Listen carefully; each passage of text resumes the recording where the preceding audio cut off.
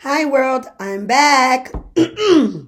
Oh, man, so much to cover. But first, let's start with happy 2020, everyone. It is a brand new year. We're still in the first month. We're going into the third week, if I'm correct, or we are in the third week. And so I just want to say happy new year to everyone.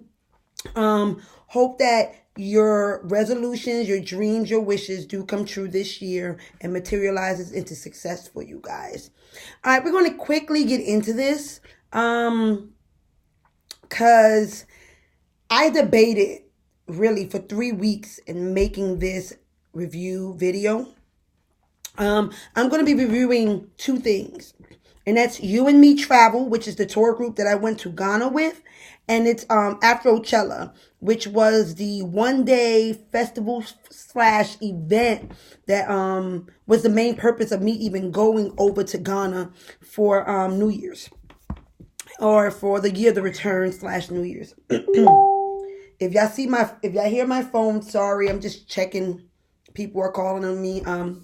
Had a relative of mine pass about 3 days ago, so people are checking up on each other. So let's get to it. I went to Ghana with a tour group called You and Me Travel. Look it up to see who's hosting it and who's coordinating it. I don't really want to get into names, but this is all my opinion of what happened. So I arrived actually the day before the tour group was supposed to start. I arrived to Ghana on the 26th, meaning that I left Atlanta on Christmas. So I spent Christmas Day with the loved one, and then left Christmas night over to Ghana. And when I arrived to Ghana, I arrived around 4 or 5 o'clock in the afternoon. And by the time I got my bags and everything, it was around 6:30. And I had already coordinated with the hotel that I was staying with for the one night. A driver to come pick me up and take me to the hotel and get me situated. And that went off without a hitch. That was perfect. The driver actually ended up being a real young, cool guy by the name of Danny or Daniel. And he was a blast. We actually ended up hanging out, but that's a later story. So that's that. The hotel I went to was the accommodations. So they were part of this tour group. There were two groups. There were the May group and the June group, or the May group and July group, excuse me. The May group, they were to stay where I was staying that very first night. Beautiful hotel. Really nice. Really right in the heart of Accra. So it was dope. Okay, it was really dope. Not only did that group, the early group, their overall tour group price was $150 cheaper, but they got to stay at that hotel, which was fine. Because what we were told, which I was part of the July group, and so were three other girls, including myself, which made four. We were part of the later group, so we paid $150 more. But our accommodations were only 5 minutes away. And it was going to be comparable to the hotel that I stayed in the first night. Okay? So that's what we were told. So the first night I had a blast in Accra. I keep saying it wrong. I'm so sorry. In Accra. And I was really hyped about this. I mean, I had told everybody about this. Everybody knew where I was. I was here for it. It was my second time in Africa, but my first time in West Africa. So I was really hyped about it. So come the second day I was there, which is the start of the first day of the tour group. And I'm already being told something funky, right?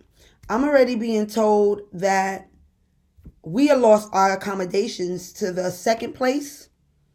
And while the host of the group has gotten us another place that I was to now make sure I got there, which was fine. And she did give me transportation there, which was an Uber. Which, one thing I found out in Accra is if you do Uber, it is best to pay them in cash. There's a little button that you could press saying that you'll pay them in cash. Otherwise, they keep canceling your Uber. Okay? So I put my bags in the Uber, and it took, no lie, y'all, 40 minutes to get to the second place where I was staying for the rest of the tour group, of the tour trip.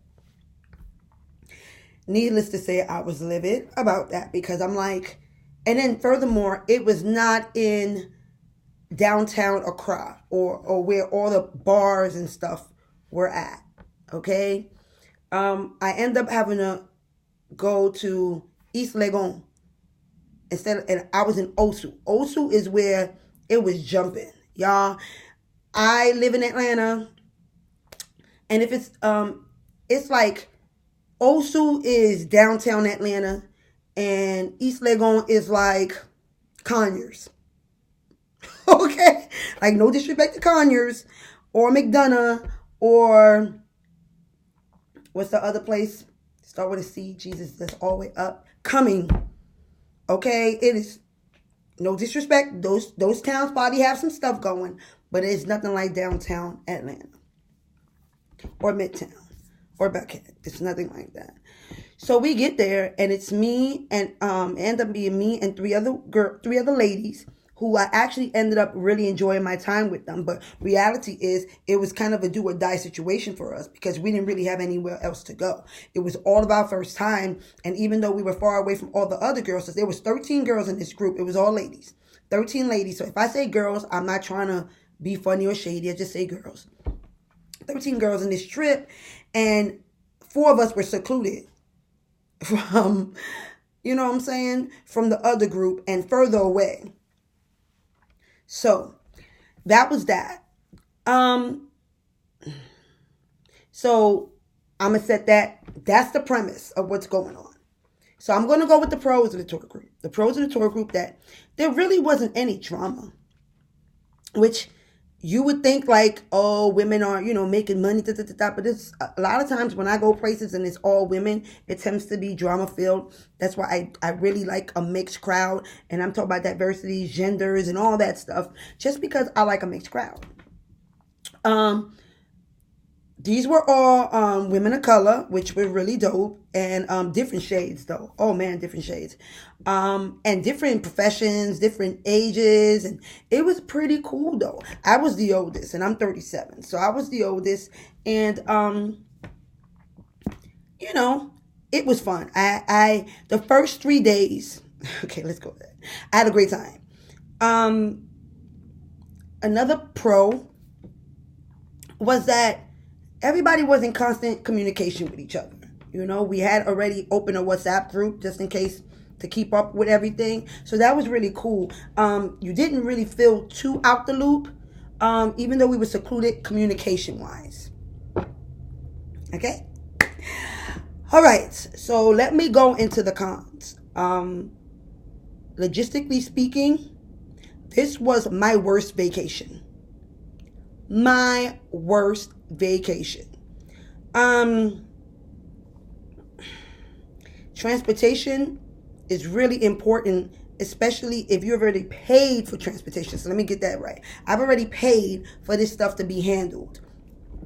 For people that don't know what I do a very detail-oriented job. You know what I'm saying? If I make a mistake, I can cost someone their life. So when I plan vacations, I plan them to be as stress-free as possible. I really do. And if that means I pay somebody to ensure that I'm going to have a good time on a trip, that's exactly what I want. Period. I'm not looking for excuses. Either you can or you cannot do it. And if you cannot do it, give me my money back so I can do it myself. So, with that being said, let me put my shoulders down. I want the stress to just... Okay, so we ended up having to go to a place that was further away. So it put really a damper on us 4 women really trying to go out a lot. One of us, she was like the hell of high water. She was going out. But like the three of us, we were like so exhausted for having to be in Uber all the damn time. And then these Ubers are small. These Ubers are a car that's only really fit to have 2 or 3 people. And you're fitting 5 people, the driver plus the 4 of us. Okay? So, the coordinator of this tour group, I understand why she was trying hard, that she was trying hard to make sure things were going smooth for us. But I feel as if she could have done just a little bit more. And I say that because the apartment that we stayed in, so it was 2-bedroom apartment, 2 bedroom, 2 bathroom. It was like a roommate style apartment. So me and one girl shared one room. The 2 other girls shared another room. The owner of the apartment forgot to pay the light bill one day, and electricity was off. Now, I need y'all to know that in Accra, in December, it is summertime. Meaning that even before the sun rises, it's already in the 80s. So you can imagine when it's like 7 in the morning and we're like, what is going on? And we're looking up at the AC and it's blank. We check our phones, it's not charging. And, evidence that electricity has either been turned off or the breaker, which I thought it was like maybe we broke the breaker with everybody charging their phones. And, maybe we did something. Maybe we tripped the breaker. No. Man did not pay his freaking bill. So now we have to call her, and she's trying to call him because she don't want us to call them directly because she know that we are very upset. So cool. It gets fixed within like 3 hours. That same day, we were going to, I hope I'm saying it right, Cape Coast, which is where the Elmina Castle is. And I don't know why they call it a castle, but that's another story. The slaves' last point before they got on the ships. Okay? So to me, it was very important to me that we make this trip. And here lies the problem with transportation. The host, made some agreement with some tour company to take us, and they did not show up. So we end up being about 3 hours late to the tour, which cut our tour short. And by the time they got to us, we had been without electricity for about 3 hours. So needless to say that we were upset. I contemplated actually leaving that day to America, paying the extra couple of grand to leave. Only problem I had was my airlines were only open 5 hours out the day in Accra, and they were closed. So I couldn't do anything unless I wanted to buy a whole new flight. Then I found out that all the flights leaving Accra to go anywhere were sold out for the month of January. So I was, quote unquote, stuck in Accra for the rest of my trip. And to be honest with you, it went downhill from there. I don't know if it was due to the AC in the 12 passenger, but really had 13 people in, so everybody was a little extra tight. I don't know, but I got sick in the van because the AC was really strong, and I happened to sit in the where the vent was broken, so I couldn't even close it. And y'all, that was the 3rd day, if I'm correct. That was the 3rd day. 3rd, if not 3rd, 4th. Maybe 4th. Because Afrochella was started Fridays. That was the 3rd day. Either 3rd or 4th. It was a 7-day tour group. And either on the 3rd or 4th day, I gave up on the tour group. I'll be honest with y'all. I know my limits. One thing about being at least me at my age, is when I know when enough is enough for me. And after all the other mishaps, some I can't even name because, to be honest with you, it would make me seem like I'm a Debbie Downer, and I ain't even about that life. Like, anybody that know me know I love to have such a good time that me tapping out of hanging out with people is unheard of. Anybody that hangs with me can tell you, I love to have a good time. Whether it's me buying a bottle, whether it's me buying a round, whether it's me being the first one to dance, me ordering some food, I am the first one to have a good time. I literally had to tap out of this group. And that entailed, I hired my own private driver. And once I got a little bit better, which was the second to last day before I left, I explored Ghana on my own. I explored Accra on my own with 2 to 3 of my roommates, depending on who wanted to go. So by far, this trip to Ghana was the worst vacation I ever had. I've done a tour group once before, but not like at this extent where I let them do everything for me. I won't do it again. I refuse to do it again. And if I do ever decide to do it again, I will ask more questions. And if I'm not satisfied with the questions, I will not be a part of the trip. And I mean, it sounds simple, but when somebody's like, oh, they give you an itinerary.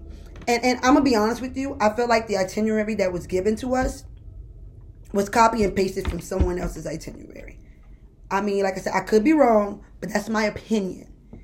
It felt so customized to us. I was like, oh, all this for this amount? Oh, hell yeah. And then talking to other people, they were like, there's no way you're going to be able to do all of this with the amount you paid her. You should have paid more, because other people were paying more and getting everything that was in their itinerary. To be honest with y'all, we got maybe 70% of what was in our itinerary. So, yeah. That's what makes it the worst trip for me, because I could have done it on my own. What I was paying my driver, so well that he was doing, like, for example, let me tell y'all, another real quick thing. I lost my computer, my noise canceling headphones at the airport lounge right before I left Accra to come back to the United States. I paid my driver so well, and we became such good friends. It took him a week to track down my bag, but he found my bag with my computer and my noise canceling headphones. And he's mailing it back to me as we speak. So I wasn't no Debbie Downer, no negative Nancy or negative Nathalie. I just wanted what I paid for. And I had a really tough time trying not to tell people about themselves. Specifically, the situation and who coordinated the trip. I know she was doing her best, but it was just like, sis. And I didn't want to I'm a really type A personality, so I didn't want to take the reins of the tour group. But there were times where I was like, this don't feel right. I'm going to go to the bar. Like, I love me an adult beverage. Let me go to the bar. Let me simmer. Let me relax. And I'm about to do a full boil. I need to relax. And that's what I did. And then the girls would follow me. And then, we ended up having a couple of drinks. Everybody kiki-kikiing. And that was my take on it.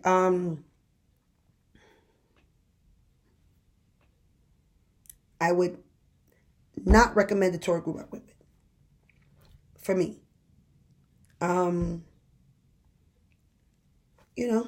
That's that. I'm going to leave it at that. My opinion. If anybody got any more questions, anything, please feel free to ask. So about Afrochella. I think Afrochella was the valley of the trip. So it was poorly organized. I think they took advantage of the fact. So there's a thing called African time, meaning that people are always late. Things are super slow. And it's worse than island time. It's worse than CPT time. Or CPT, which is color people time. It is slower than that. So I'm not going to say worse. It's just slower than that. And I didn't name it this. My driver and his people were like, yeah, if they say 12, you don't come to 2 or 3, which once again, with my profession, we don't play that. Like, if you say 12, I'm trying to be there at 11:55. So excuse me that I didn't know any better. So anyway, Afrochella was supposed to start at noon. They didn't open their doors to 2:30. They didn't have the lineup ready till once they opened. And internet was really bad. You know, the Wi-Fi. There was no Wi-Fi, so just cellular service to get so you can look at what the lineup was. It's only once you got inside 3, 4 o'clock in the afternoon that you realize that artists weren't going to come out till like 10 or 11 o'clock. So you think, this is me. Some of you have probably been to Coachella and all these festivals. I ain't built to be out in the sun, especially in the summertime in Ghana for 8 to 12 hours. Not only that, but it was costing money to buy water once you got inside, costing money to buy liquor, and costing money for everything. Everything costs, which was fine. I mean, they got to make their money. The vendors have to make their money. So we were in the VIP section, you know, and VIP section was you had to bring your own blanket, sit on the ground. Nobody brought a blanket. So, of course, what I decided to do was I was like, there has to be a vendor that's selling fabric here. They were selling year to return fabric. I went and bought 4 yards so that everybody could sit. Everybody could sit. Not my people, not everybody. Cool.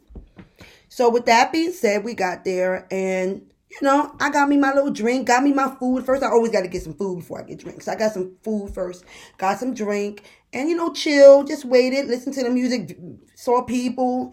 So the second hour, everybody was having a good time, y'all. We were ready. This is before I checked the lineup and realized that these folks ain't coming until 8 hours from now. and the hype men and the opening artists aren't coming to about 6-7 hours from now. And then the bigger artists, the headliners,